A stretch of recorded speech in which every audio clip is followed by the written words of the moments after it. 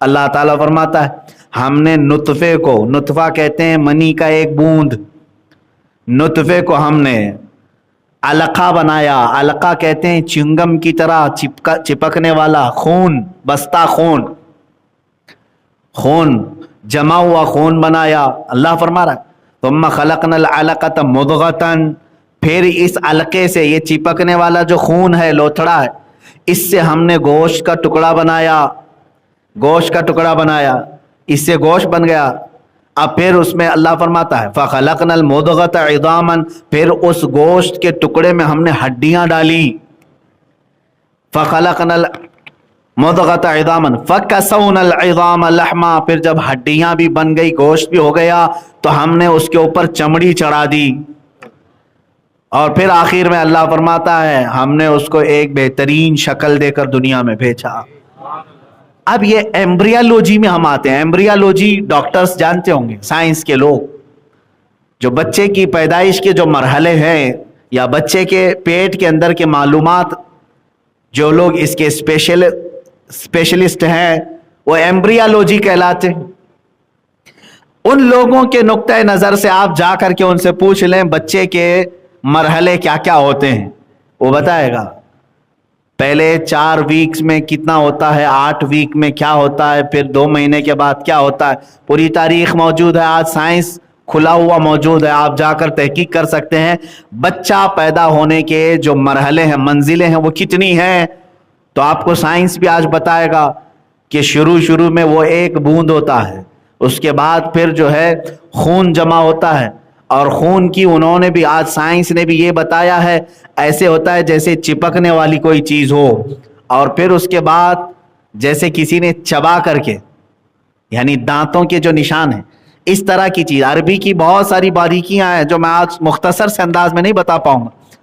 اس کے بعد سائنس کہتا ہے کہ اس میں گوشت کا ٹکڑا بنتا ہے، پھر اس کے بعد ہارٹ بیٹ شروع ہوتی ہے، اور اس کے بعد پھر اس کی ہڈیاں بننے لگتی ہیں، پھر 9 مہینے کے بعد، یعنی 7ویں مہینے میں بچہ مکمل بن جاتا ہے تقریباً، 6 مہینے کے بعد 7ویں مہینے میں آتا ہے بچے کی پوری۔ یہی کیٹیگریز، یہی مرحلے، یہی منزلیں جو قرآن نے گنایا 1200 سال پہلے، sonography, X ray, C T scan کے بعد آج ترقی کر کے تم نے چھان بین کر کے معلوم کیا بچہ نطفے سے علقہ بنتا ہے، علقے سے مضغہ بنتا ہے، مضغے سے پھر اس کے اندر چمڑی آتی، ہڈیاں آتی ہیں، یہ تمام چیزیں آج 1200 سال بعد تم نے تحقیق کر کے بتایا۔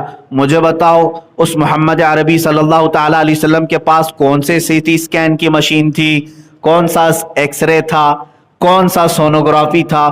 ان کے پاس کوئی اس طرح کی مشین نہیں تھی، بلکہ حد تو یہ ہے میرے عزیزو، اس رسول کا معجزہ ہی یہ ہے کہ وہ نہ کسی استاد کے پاس گیا، نہ کسی یونیورسٹی میں پڑھا، بلکہ عرب کی سرزمین پر وہ تنہا رہے۔ تاریخ لکھنے والے بول تو سکتے تھے، آج جتنے حضور کے دشمن رہے وہ کبھی تو بولتے کہ حضور کو فلاں نے پڑھایا، فلاں۔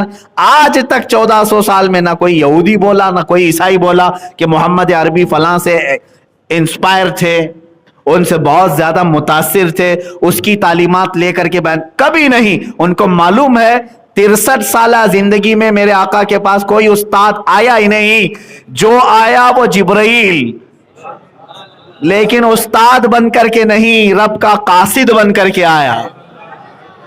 بعض لوگ کہتے ہیں حضور کے استاد جبرائیل ہیں، یہ بھی غلط ہے۔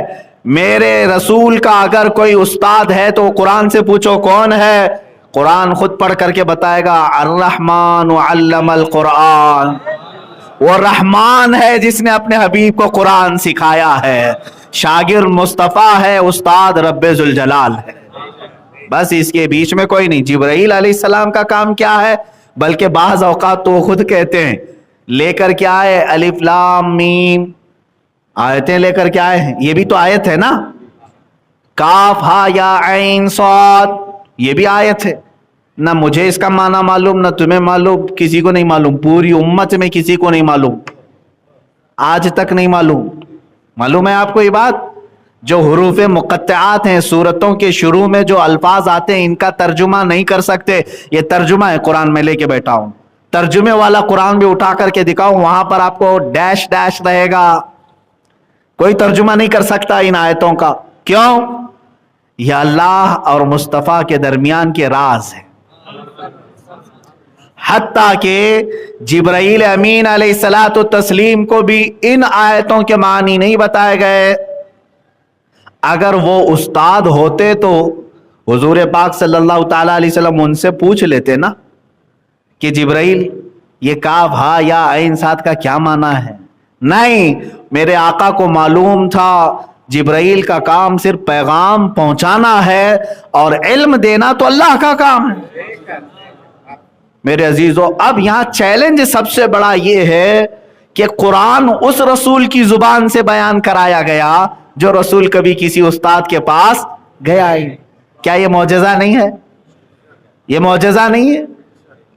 حیرت کی بات ہے، آج جب کوئی چھوٹا بچہ 6 سال کا 7 سال کا کیلکولیشن کرنے میں ماہر ہوتا ہو، ہر حساب بتا دیتا ہے تو اس کو ٹی وی میں لے آیا جاتا ہے، میڈیا میں لایا جاتا ہے، ارے یہ 10ویں پڑھا نہیں لیکن 10ویں کے حساب بتا رہا ہے. لیکن میرا چیلنج ہے، آج جو 6 سال کا یا 7 سال کا بچہ بھی میتھمیٹکس کے ٹف سے ٹف فنڈے حل کر کے بھی دکھاتا ہو تو ضرور اس کو کسی استاد نے ٹپس بتائے ہوں گے. ماں کے پیٹ سے کوئی نہیں سیکھ کے آیا. لیکن میرا یہ چیلنج ہے، مصطفیٰ کریم صلی اللہ تعالی علیہ وسلم نے جو عجائبات بیان کیے ہیں، قرآن حضور کی زبان سے بیان ہوا، حضور کی زبان سے بیان ہوا. یہی تو سب سے بڑا معجزہ ہے. جو کبھی کسی استاد کے پاس نہیں گیا وہ ایسی باتیں بیان کر رہا ہے جس کو 1400 سال سے آج تک لوگ تحقیق کے مراحل سے گزار رہے ہیں. سائنس بھی اس پر ترقی کر رہی ہے، سائنسدان بھی قرآن کا مطالعہ کر رہے ہیں. جو بیان کیا قرآن نے وہ آج اس کو تحقیق کے مرحلوں سے گزارتے ہیں تو ہو بہو وہی چیزیں ان کو مل جاتی. جیسے کہ اس سے قبل میں نے بتایا تھا، علامہ اقبال کے متعلق بات ملی تھی. جرمنی میں ایک بڑا سائنسدان تھا، اس کے ہاں آپ کا آنا جانا تھا. اس کی ایک لائبریری تھی، اس کے اندر وہ کسی کو آنے نہیں دیتا تھا. ایک بار وہ باہر کہیں گیا تھا، یہ لائبریری کھول کر چلے گئے اندر، لیبارٹری یا لائبریری جو بھی ہے جہاں وہ تحقیقات کرتا تھا. یہ جا کر کے دیکھتے ہیں تو میز پر قرآن رکھا ہوا ہے. وہ مسلمان نہیں تھا، وہ دوسرے مذہب سے تعلق رکھنے والا. آپ نے دیکھا، اس کے بعد آ گئے واپس. وہ جب واپس سفر سے آیا تو اسے ایسا لگا کہ کوئی تو اندر آ کے گیا ہے، میری چیزیں الٹ پلٹ دکھ رہی. تو بلایا ان لوگوں کو، کون گیا تھا؟ تو انہوں نے بتا دیا کہ میں گیا تھا. تو اس نے بہت برہمی کا اظہار کیا، غصے کا اظہار کیا. لیکن ان کو سائڈ میں بلایا، کہا راز ہے، راز رکھو. کیا دیکھا تم نے؟ کہا وہی تو مجھے بھی خلیش ہے جو چیز میں دیکھا اندر تمہارے. تمہارا قرآن سے کیا تعلق ہے؟ تم اپنی میز پر قرآن کیوں رکھی ہو؟ تو اس نے کہا کہ بات در حقیقت یہ ہے کہ میں جو بھی ایکسپیریمنٹ کرتا ہوں یا جو کچھ بھی تجربے کرتا ہوں اس کو قرآن سے میں میچ کر کے دیکھتا ہوں کہ کہیں اس میں بیان ہوا ہے کیا اس طرح کا. اگر اس میں کچھ بھی ایسی چیز بیان ہوئی ہے اسی پر میں اپنا وقت لگاتا ہوں، اس لیے کہ مجھے یقین ہوتا ہے اس میں جو بیان کی گئی ہے اس پر محنت کروں گا تو کچھ نہ کچھ بن کے ضرور نکلے گا. میرے عزیزو، دنیا اس پر تحقیق کرتے کرتے بہت دور پہنچ گئی. جس کے لیے قرآن آیا وہ قوم اس کو بہت اوپر رکھ کر کے سو گئی. اسی لیے علامہ اقبال نے کہا تھا وہ زمانے میں معزز تھے مسلمان ہو کر، وہ زمانے میں معزز تھے مسلمان ہو کر، آج ہم خار ہوئے ہیں تاریک قرآن ہو کر. آج ہم جو ذلیل ہوئے قرآن چھوڑ کر. قرآن میں اللہ تعالیٰ نے آیت میں یوں پوچھا ہے تم سے، افلا یتدبرون القرآن، قرآن میں غور و فکر کیوں نہیں کرتے؟ قرآن میں غور و فکر کیوں نہیں کرتے؟ میرے عزیزو، قرآن کو جن لوگوں نے غور و فکر کا ذریعہ بنایا ان کا حال کیا تھا؟ حضرت عبداللہ ابن عباس رضی اللہ تعالیٰ عنہ صحابی، سید المفسرین ان کو کہتے ہیں، تفسیر میں سب سے زیادہ آپ کی روایتیں. حضرت عبداللہ ابن عباس فرماتے ہیں میں قرآن کو اتنا پڑھتا ہوں کہ اگر میری زندگی میں جو کچھ بھی معاملات ہوتے ہیں میں قرآن سے ڈھونڈتا ہوں. یہاں تک کہ حضرت عبداللہ ابن عباس فرماتے ہیں میرے اونٹ کی نکیل کی رسی بھی گم ہو جائے میں قرآن سے تلاشتا ہوں. یہ حیرت کی بات ہے، کہاں اونٹ کے گلے کی رسی اور کہاں قرآن پاک میں. لیکن یہ قرآن ایک ایسا سمندر ہے جو جتنے غوطے لگائے گا اتنی موتیاں نکال لائے گا. اس کی مثال ایسی ہی ہے. بعض وہ لوگ ہیں جو سمندر دیکھنے کے لیے دور کھڑے رہتے ہیں، بعض وہ ہیں جو تھوڑا بہت اپنے پیر گیلے کر لیتے ہیں، لیکن بعض ایک جماعت ایسی ہے جو اس کے اندر غوطے لگاتی ہے، یا تو مچھلیاں پکڑنے کے لیے یا تو پھر موتیاں سیپ ڈھونڈنے کے لیے. 3 جماعتیں بتائی گئی ہیں سمندر کے پاس رہتی ہیں، ایک صرف نظارہ کرنے والی، اور ایک صرف پیر بھگونے والی، اور ایک غوطے لگانے والی. کہا کہ ابھی آپ کو بتائیں کہ یہ تینوں جماعتیں کون سی ہیں. کہا یہ عوام الناس جو نمازیں تو پڑھتی ہیں، قرآن سننا تو چاہتی ہیں، پسند تو کرتی ہیں، لیکن قرآن میں اندر داخل ہونا نہیں چاہتی. یہ وہی لوگ ہیں جو سمندر کے کنارے کھڑے ہونے والے ہیں، بس دیکھتے ہیں. اور بعض وہ ہیں جو پیر دھو لیتے ہیں، یہ وہ علماء ہیں جو تھوڑے بہت قرآن پاک کی آیتیں، جیسے ہم جیسے لوگ بھی ہوں گے.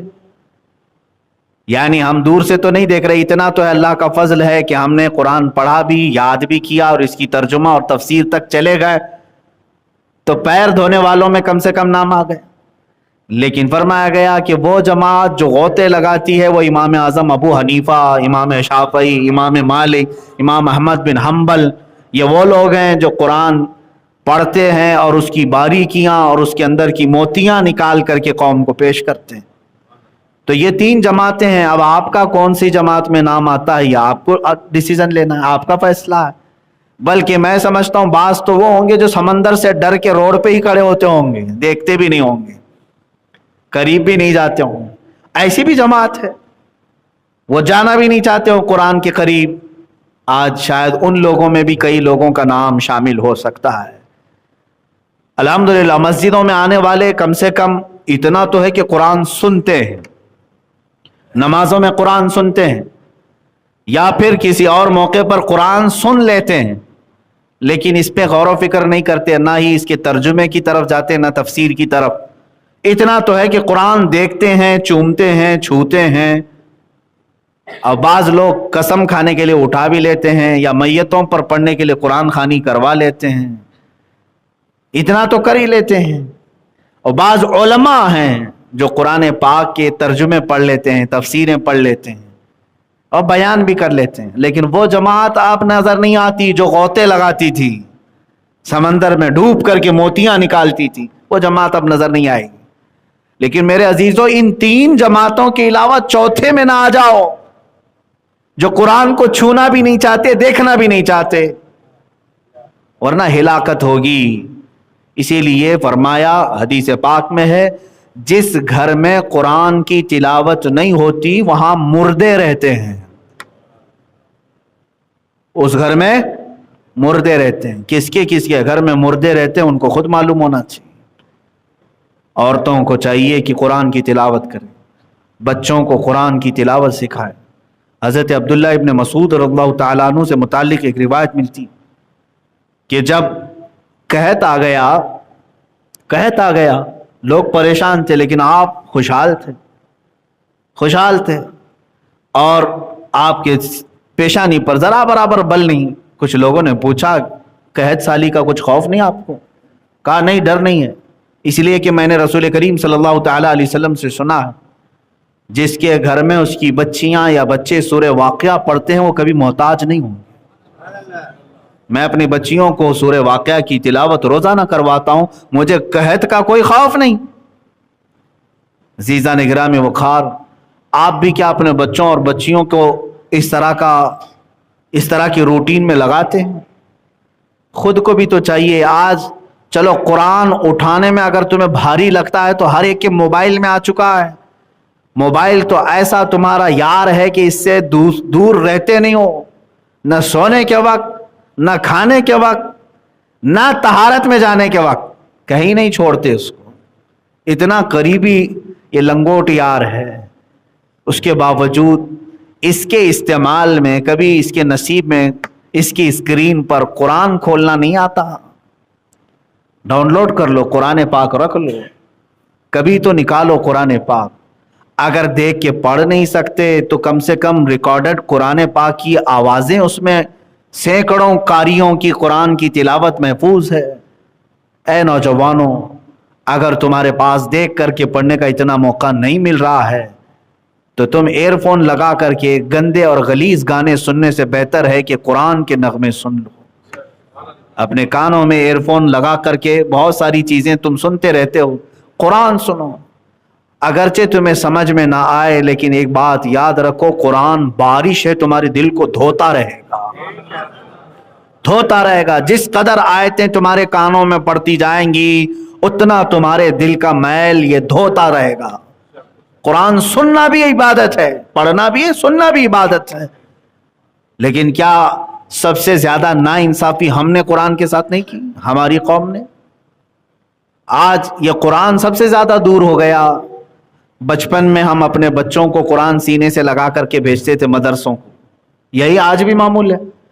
بچہ جب مدرسے آتا ہے تو سینے سے لگا کر کے آتا ہے، قرآن ہو کہ پارا ہو کہ قاعدہ ہو، لیکن وہی بچہ اسکول جاتا ہے تو اپنا پورا بستہ بیگ پورا پیٹھ پیچھے ڈال کر جاتا رہتا ہے۔ کبھی اس کو ہم آبزرو نہیں کرتے۔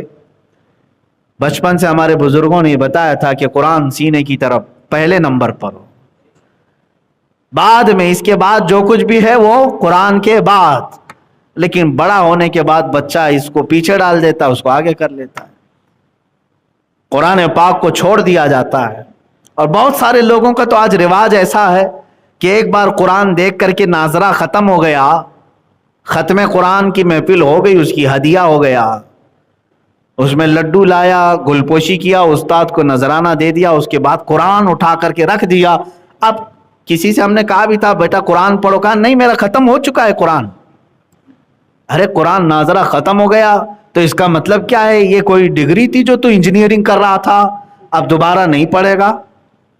قرآن تو تجھے استاد نے سلیقہ سکھایا پوری زندگی بھر پڑھنے کے لیے، موت آنے تک قرآن کو اپنے ساتھ رکھو۔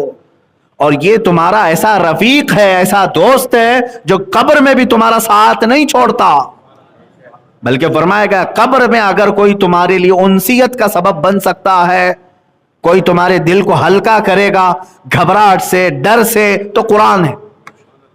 قرآن تمہارے لیے قبر میں بھی آئے گا۔ اور میرے آقا صلی اللہ تعالی علیہ وسلم تو یہاں تک ارشاد فرماتے ہیں قیامت کے دن قرآن جس کی سفارش کر جائے پھر اس پر جنت میں جانا واجب ہوگا، اور جس کے خلاف کھڑا ہو گیا قرآن اسے پھر دوزخ میں جانا واجب ہو جائے گا، وہ ضرور دوزخ میں چلا جائے گا۔ آپ اس قرآن کو دیکھ کر کے کبھی یہ دیکھو دل پر ہاتھ رکھ کر کے کہ کہیں ایسا تو نہیں کہ یہ قرآن قیامت میں میرے خلاف نہ کھڑا ہو جائے، میں نے اس کا حق ہی نہیں ادا کیا۔ برسوں ہو جاتے ہیں چھوا نہیں، مہینوں ہو جاتے اٹھایا نہیں، ہفتے ہو جاتے ہیں۔ میرے عزیزوں قرآن کو اٹھاؤ۔ اسی لیے میں بارہا کہتا ہوں بڑھاپا بھی آ گیا تو کیا فرق پڑتا ہے؟ اگر تم نے اپنی جوانی میں یا بچپن میں نہیں سیکھا تھا تو قرآن سیکھنے میں کوئی شرم اور عیب کی بات نہیں، کوئی شرم اور عیب کی بات۔ میرے استاد گرامی، میرے مرشد گرامی حضور تاج الشریعہ رحمت اللہ تعالی علیہ کو میں نے خود دیکھا، 70 سال کی عمر میں وہ قرآن حفظ کر رہے تھے، جبکہ ان کی آنکھیں بھی جا چکی تھی، گلے کی آواز میں تکلیف تھی، کان میں سننے میں تکلیف تھی، اس کے باوجود 70 سال کی عمر کے بعد وہ قرآن حفظ کر رہے تھے۔ قرآن تو بچپن میں دیکھ کر کے پڑھنا سیکھ گیا اور سب معانی تفاسیر سب آ گئے، لیکن ان کا ایک شوق تھا کہ میں حافظ قرآن بھی بنوں۔ کب شروع کیا؟ 70 سال کے بعد۔ اور کسے سناتے تھے؟ 15 سال کے ایک بچے کو سناتے تھے، جبکہ ان کے مریدین میں ہی بڑے بڑے علماء اور فقہاء ہیں، ان کے مریدین میں ہی محدثین بھی ہیں، لیکن ایک 15 سال کے 16 سال کے بچے کو آپ جتنا یاد کیے وہ سنا رہے ہیں۔ میں نے صرف اس سے یہ اخذ کیا کہ قرآن سیکھنے میں اور سکھانے میں، پڑھنے میں اور پڑھانے میں کبھی کسی کو شرم نہیں محسوس کرنی چاہیے، نہ جھجک نہ عیب۔ بڑے بڑے علماء نے جب اس عمر میں قرآن حفظ کرنا شروع کیا ہے تو آج اگر کسی کی عمریں زیادہ ہو گئی اور وہ قرآن دیکھ کر کے بھی پڑھنا نہیں سیکھا تھا تو میرے عزیز اب بھی تمہارے پاس وقت ہے، جب تک تمہاری آنکھیں سلامت ہے، زبان سلامت ہے، پڑھ لو اس کو، ورنہ قیامت کے دن اتنی سخت پکڑ ہوگی، قرآن کھڑا ہو گیا اگر تمہارے خلاف تو پھر جنت میں جانا مشکل ہو جائے گا۔ اب رسول پاک صلی اللہ تعالی علیہ وسلم جن پر خود قرآن اترا ہے، حضور صاحب قرآن ہے، قرآن ان پر اترا ہے، وہ دعا کرتے ہیں اللہ کی بارگاہ میں، اللہم اجعل القرآن حجتا لنا لا حجتا علینا، اے اللہ قرآن کو ہمارا سفارشی بنا، ہمارے خلاف کھڑے ہونے والا نہ بنا۔ حضور دعا کرتے تھے، اللہ کے نبی دعا کرتے تھے، تو باقی لوگوں کو خوف نہیں ہوتا، ڈر نہیں ہوتا کہ میں نے قرآن چھوا ہی نہیں، پکڑا ہی نہیں، کیا ہوگا میرے ساتھ؟ اے عزیزو، مر جانے کے بعد دوسرے لوگوں سے قرآن خوانی کروا لینا یہ قرآن کا حق نہیں ہے، قرآن تمہارے زندوں کے لیے اترا ہے۔ عجیب بات نہیں کہ قرآن ایک زندہ معجزہ ہے اور زندوں کی ہدایت کے لیے آیا ہے، لیکن امت کا المیہ تو دیکھو مردوں پر پڑھنے کے لیے رکھ دیا ہے، اس کو صرف مردوں پر پڑھنے کے لیے قرآن رکھا گیا ہے۔ قرآن زندوں کو جگانے کے لیے آیا ہے، ہاں مردوں پر ایصال ثواب تو ہم ضرور کریں گے، لیکن کل قرآن کا مقصد یہی نہیں ہے کہ قرآن خوانی کر کے ان کو ثواب پہنچائیں۔ قرآن کا جو اصل مقصد ہے وہ تمہیں زندگی کے اصول سکھانے آیا ہے، تمہیں دستور حیات دینے آیا ہے، جن کے دل سخت ہو چکے ہیں ان کے دلوں کو نرم کرنے آیا ہے، جو رب تعالیٰ سے برگشتہ ہو چکے انہیں اللہ کی بارگاہ میں لانے آیا ہے۔ تو اس کا مقصد ہی نہیں سمجھے، اور کیسے نہیں سمجھیں گے؟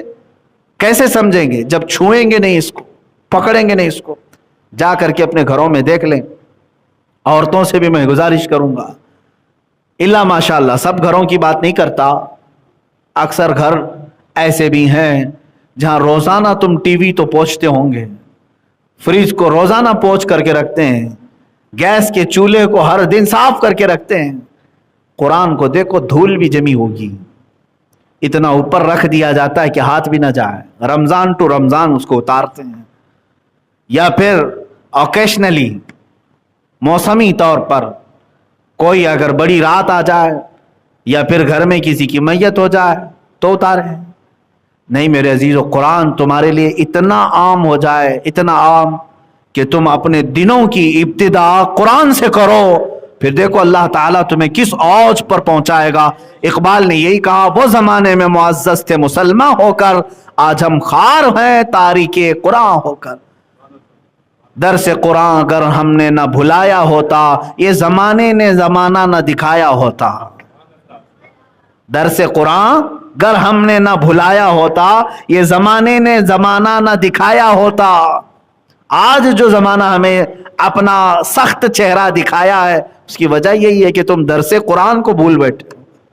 مجھے بتاؤ، میں کسی کی ہجو نہیں کرنا چاہتا، توہین نہیں کرنا چاہتا، سینکڑوں مسجدیں ہوں گی، سینکڑوں مسجدیں اللہ نے توفیق دی ہے، میں شکر بھی بجا لاتا ہوں، میرے لیے بھی اور آپ کے لیے بھی۔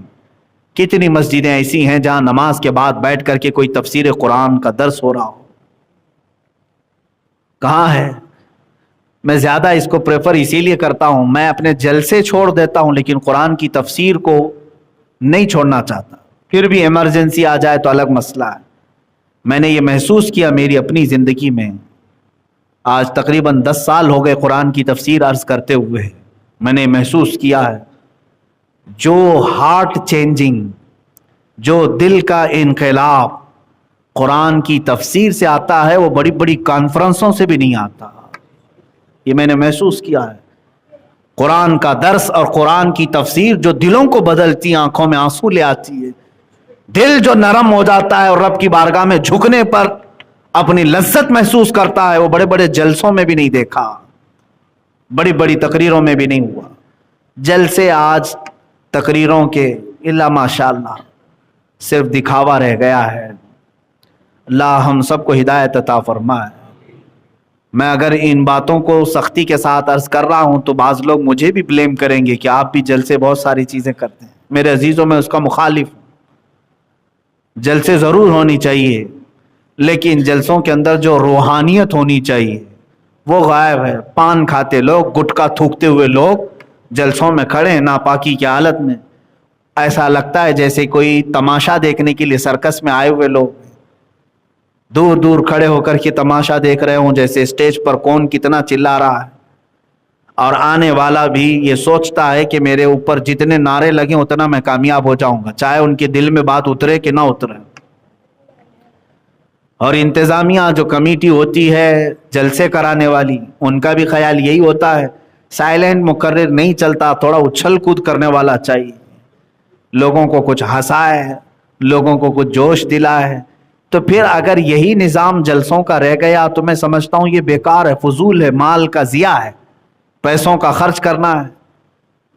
میں سمجھتا ہوں وہ جلسہ سب سے بہتر ہے جس میں لوگ باوضو بیٹھے ہوں, طہارت کے ساتھ آئے ہوں, قرآن کریم کی تفسیر ہو, احادیث رسول بیان ہو, علماء امت, صلحاء امت, اولیاء کاملین کے ان کے تذکرے ہوں, اور پھر سننے والا اس دن عہد کر کے اٹھے کہ میں یہاں پر سرکس دیکھنے نہیں آیا تھا بلکہ اپنے دل کو بدلنے آیا تھا.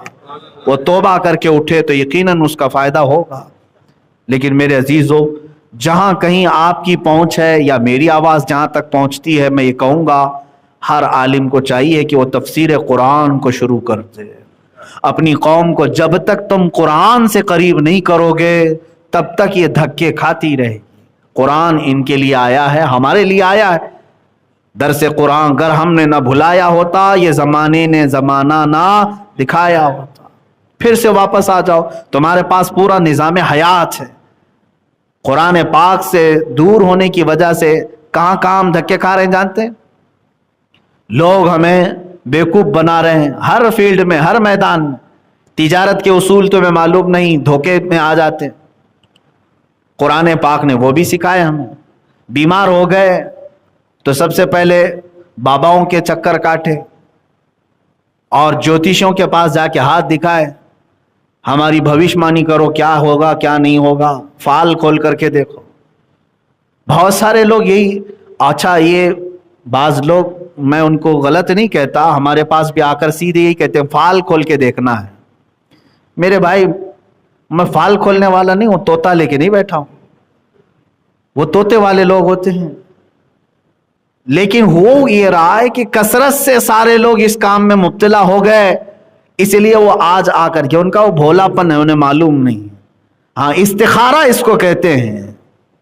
استخارہ کر کے بتا دیں کہ کیا ہے. استخارہ سنت ہے. اب تم نے قرآن پاک کو جب چھوڑا تو اسی طرح کے دھکے کھانے ہوں گے. لوگوں کے پاس, ان کے پاس جا کر کے پیسے بھی خرچ کرنا اور غلط طریقے سے جادو, سحر, ٹونے, ان تمام چیزوں میں اپنے آپ کو ملوث کر لینا. یہ دھکے نہیں ہے تو اور کیا ہے میرے عزیز؟ جب قرآن کہتا ہے وَنُنَزِّلُ مِنَ الْقُرْآنِ مَا هُوَ شِفَاءٌ وَرَحْمَةٌ لِّلْمُؤْمِنِينَ, ہم نے قرآن میں ہر وہ چیز اتار دی جو مومنوں کے لیے شفا ہے اور رحمت ہے. دونوں چیزیں ہم نے قرآن میں اتاری. اللہ نے فرمایا شفا بھی اتار دی اور رحمت بھی اتار دی. ہاں, علاج کراؤ ڈاکٹروں سے, لیکن قرآن پاک کے ذریعے سے تم اللہ رب العزت کی بارگاہ میں استغاثہ بھی کرو. ان ذرائع کا استعمال بھی کیا جائے گا جو علاج کے ہیں, لیکن ساتھ میں قرآنی علاج بھی ہوگا. میں اس کی مخالفت کر رہا ہوں جو جوتیشوں کے پاس اور ڈھونگیوں کے پاس, ڈھکوسلے باباؤں کے پاس, جادو سحر ٹونا کرنے والوں کے پاس جا کر کے اپنا علاج ڈھونڈتے ہیں. بلکہ بسا اوقات وہ لوگ تمہارے پیٹ کے درد کو دور کرنے کے لیے پیشاب بھی پلاتے ہیں اور پی کر کے بھی آتے ہیں لوگ, معاذ اللہ رب العالمین. یہ دھکے نہیں ہے تو اور کیا ہے؟ قرآن کو اگر چھوڑو گے اور اس سے دور ہوگے تو اسی طرح ذلت اٹھانی پڑے گی. آج قرآن قضاء اور قدر کے بھی معاملات میں مکمل دستور ہے. تمہارے گھریلو معاملات کیسے حل ہوں گے یہ بھی قرآن میں موجود ہے کہ نہیں ہے؟ شوہر بیوی کے معاملات, دو رشتوں میں اگر دھراڑ آئے تو ان کے معاملات. لیکن یہ لے کر کے ہم ایسے لوگوں کے پاس جاتے ہیں, اللہ کی پناہ, ان کی ساری ذات پات سب آپ کو معلوم ہے, لیکن سر جوڑ کر کھڑے رہتے ہیں کہ ہمارا فیصلہ کر دو, ہمارے درمیان مانڈولی کروا دو. یہ وجہ کیوں بنی؟ قرآن کو چھوڑا. قرآن پاک کو جنہوں نے اپنا حکم بنانا چھوڑا وہ پھر ذلت کھائیں گے, ٹھوکریں کھائیں گے. اللہ تعالیٰ کے اس فرمان کی طرف آؤ. اللہ نے فرمایا افلا یتدبرون القرآن, قرآن میں یہ غور و فکر کیوں نہیں کرتے؟ قرآن میں یہ غور و فکر کیوں نہیں کرتے؟ آپ کو پتا ہے نظام مصطفیٰ صلی اللہ تعالی علیہ وسلم جو مدینے میں قائم ہوا, خلفائے راشدین نے 30 سال تک اس کو چلایا. میرے عزیز, حکومت چلانا معمولی بات نہیں, اس میں کتنے شعبے ہوتے ہیں, کتنے ڈپارٹمنٹ ہوتے ہیں, کیا کیا نہیں ہوتا. آج دیکھیں آپ منسٹریاں کتنی ہوتی ہیں, ایک حکومت چلانے والا صرف پرائم منسٹر نہیں ہوتا, کتنے منسٹر ہوتے ہیں اس کے ساتھ. وزیر داخلہ الگ ہے, وزیر خارجہ الگ ہے, زراعت کھیتی باڑی کے لیے الگ ہے, پیٹرولیم کے لیے الگ ہے, روڈ کے لیے الگ ہے, ہوائی الگ ہے, کھیلوں کا الگ ہے, اناج کے لیے الگ ہے. یہ سب منسٹری ہوتی ہیں کہ نہیں, تعلیم کا, ہیلتھ کی منسٹری ہے, سب یہ سارے شعبے ہیں. اور 30 سال تک خلفائے راشدین نے ان تمام شعبوں کو چلایا. اور کہاں سے انہوں نے لا بنایا, سمویدھان کہاں تھا؟ 30 سال تک جو خلفائے راشدین نے سمویدھان چلایا قانون بنا کر, اور ایک ملک میں نہیں 6 ملکوں میں ایک ہی قانون نافذ کیا. وہ سارے قانون صرف قرآن سے بنے ہوئے تھے, پورے قرآن سے بنے ہوئے. یہ ہمارا دستور حیات بھی ہے, پورا نظام اس کے اندر موجود ہے, لیکن پڑھا ہوتا تو ملتا. میرے عزیزو, ایک آخری میری گزارش یہی ہے کہ ہم پھر سے وہی عزت و وقار پا سکتے ہیں, کیونکہ میرے آقا صلی اللہ تعالی علیہ وسلم کی ایک حدیث میں نے ابھی جمعہ میں آپ کو سنائی بھی تھی. اللہ کے نبی صلی اللہ تعالی علیہ وسلم کی اس حدیث کا آخری ٹکڑا میں بتا دوں. اللہ کے رسول نے فرمایا کہ تمہارے اوپر ذلت مقرر کر دی جائے گی جو نہیں ہٹائی جائے گی. سلط اللہ علیکم ذلا لا ينزعہ, اللہ ایسی ذلت ڈال دے گا تمہارے اوپر کہ وہ نہیں ہٹے گی, نہیں ہٹے گی. دھکے کھاؤ گے, ٹھوکریں کھاؤ گے. صحابہ نے پوچھا حضور سے یہ کب ہٹے گی؟ اب وہ علاج میں بتانا چاہتا, حتی ترجعوا الی دینکم, یہاں تک کہ تم اپنے پرانے دین میں لوٹ جاؤ. جب تک تم واپس نہیں آؤ گے تب تک یہ ذلت نہیں ہٹے گی. آپ پوچھیں گے مجھ سے پرانا دین کیا ہے, نیا دین کیا ہے؟ ہاں میرے عزیزو, آج جس کو دین بنا کر لوگوں نے پیش کیا یہ اور ہے, صحابہ اور تابعین کا دین کچھ اور تھا. وہ دین قرآن کے نظام پر چل رہا تھا, میرے نبی کے نقش قدم پر چل رہا تھا. یہاں تو طبیعتوں کو دین بنا لیے لوگوں نے. جب تک ہم اس کی طرف واپس نہیں آئیں گے وہ عزت و وقار نہیں مل سکے گی. اللہ کریم ہمیں قرآن پاک کو حکم بنانے کی توفیق عطا فرمائے. قیامت کے دن مولا قرآن کو ہمارے لیے حجت بنا, ہمارے خلاف سپاری, ہمارے خلاف مقدمہ کرنے والا نہ بنا.